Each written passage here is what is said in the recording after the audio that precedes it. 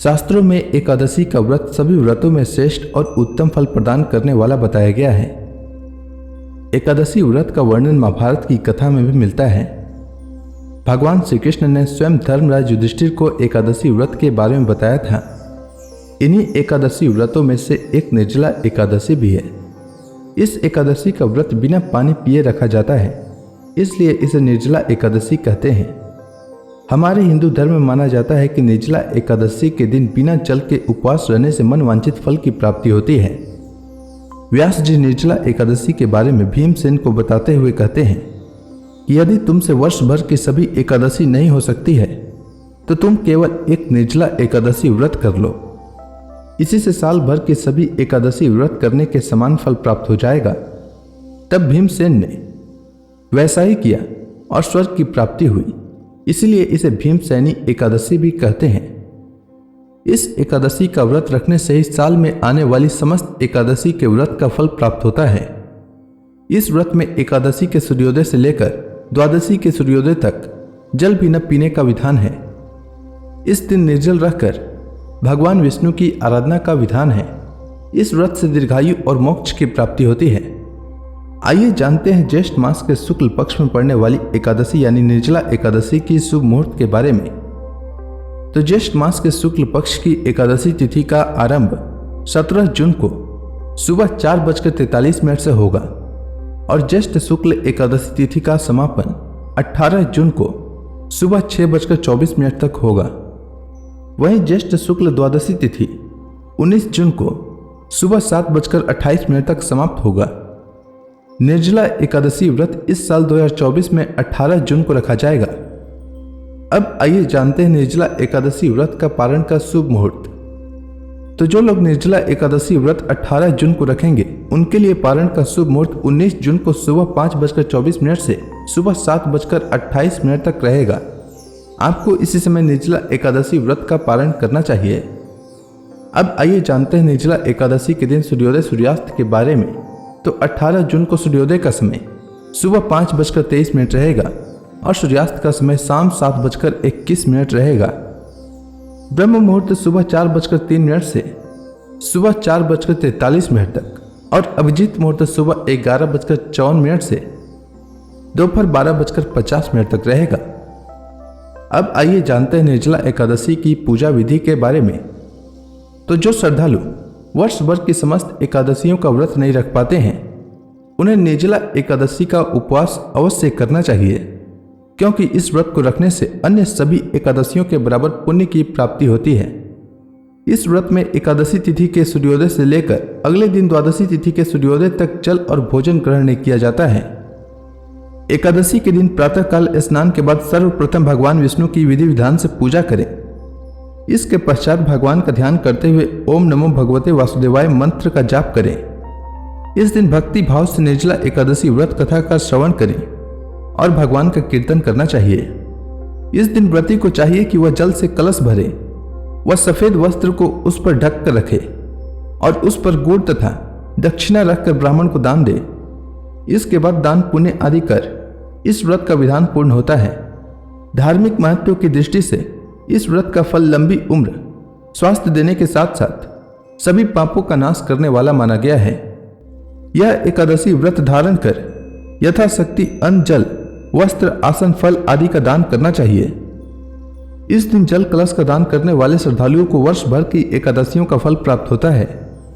इस एकादशी का व्रत करने से अन्य एकादशियों पर अन्न खाने का दोष छूट जाता है तथा संपूर्ण एकादशियों के पुण्य का लाभ भी मिलता है। श्रद्धापूर्वक जो इस पवित्र एकादशी का व्रत करता है वह समस्त पापों से मुक्त होकर अविनाशी पद को प्राप्त होता है। आइए सुनते हैं निर्जला एकादशी व्रत की कथा। निर्जला एकादशी व्रत की कथा के अनुसार शौनक आदि 88,000 ऋषि मुनि बड़ी श्रद्धा से इन एकादशियों की कल्याणकारी व पापनाशक रोचक कथाएं सुनकर आनंद मग्न हो रहे थे। अब सबने ज्येष्ठ माह के शुक्ल पक्ष की एकादशी की कथा सुनने की प्रार्थना की। तब सूत जी ने कहा, महर्षि व्यास से एक बार भीमसेन ने कहा, हे पितामह, भ्राता युधिष्ठिर, माता कुंती, द्रौपदी, अर्जुन, नकुल और सहदेव आदि एकादशी के दिन व्रत करते हैं और मुझे भी एकादशी के दिन अन्न खाने को मना करते हैं। मैं उनसे कहता हूँ कि भाई, मैं भक्ति पूर्वक भगवान की पूजा कर सकता हूँ और दान दे सकता हूँ, किंतु मैं भूखा नहीं रह सकता। इस पर महर्षि व्यास ने कहा, हे भीमसेन, वे सही कहते हैं। शास्त्रों में वर्णित है कि एकादशी के दिन अन्न नहीं खाना चाहिए। यदि तुम नरक को बुरा और स्वर्ग को अच्छा समझते हो तो प्रत्येक माह की दोनों एकादशियों को अन्न न खाया करो। महर्षि व्यास की बात सुनकर भीमसेन ने कहा, हे पितामह, मैं आपसे पहले ही कह चुका हूं कि मैं एक दिन तो क्या, एक समय भी भोजन किए बिना नहीं रह सकता। फिर मेरे लिए पूरे दिन का उपवास करना क्या संभव है? मेरे पेट में अग्नि का वास है जो ज्यादा अन्न खाने पर ही शांत होती है। यदि मैं प्रयत्न करूं तो वर्ष में एक एकादशी का व्रत अवश्य कर सकता हूं। अतः आप मुझे कोई एक ऐसा व्रत बताइए जिसके करने से मुझे स्वर्ग की प्राप्ति हो सके। भीमसेन की बात सुनकर व्यास जी ने कहा, हे पुत्र, बड़े बड़े ऋषि और महर्षियों ने बहुत से शास्त्र आदि बनाए हैं। यदि कलयुग में मनुष्य उनका आचरण करे तो अवश्य ही मुक्ति को प्राप्त होता है। उनमें धन बहुत कम खर्च होता है। उनमें से जो पुराणों का सार है वह यह है कि मनुष्य को दोनों पक्षों की एकादशियों का व्रत करना चाहिए। इससे उन्हें स्वर्ग की प्राप्ति होती है। महर्षि व्यास ने कहा, हे वायु पुत्र, ऋषभ संक्रांति और मिथुन संक्रांति के बीच में ज्येष्ठ माह के शुक्ल पक्ष की एकादशी आती है। उसका निर्जला व्रत करना चाहिए। इस एकादशी के व्रत में स्नान और आचमन करते समय यदि मुख में जल चला जाए तो इसका कोई दोष नहीं है, किंतु आचमन में 6 माह से जल से अधिक जल नहीं लेना चाहिए। इस आचमन से शरीर की शुद्धि हो जाती है। आचमन में 6 मास से अधिक जल मद्यपान के समान है। इस दिन भोजन नहीं करना चाहिए। भोजन करने से व्रत का नाश हो जाता है। सूर्योदय से सूर्यास्त तक यदि मनुष्य जल पान न करे तो उससे 12 एकादशियों के फल की प्राप्ति होती है। द्वादशी के दिन सूर्योदय से पहले ही उठना चाहिए। इसके पश्चात भूखे ब्राह्मण को भोजन कराना चाहिए। तत्पश्चात स्वयं भोजन करना चाहिए।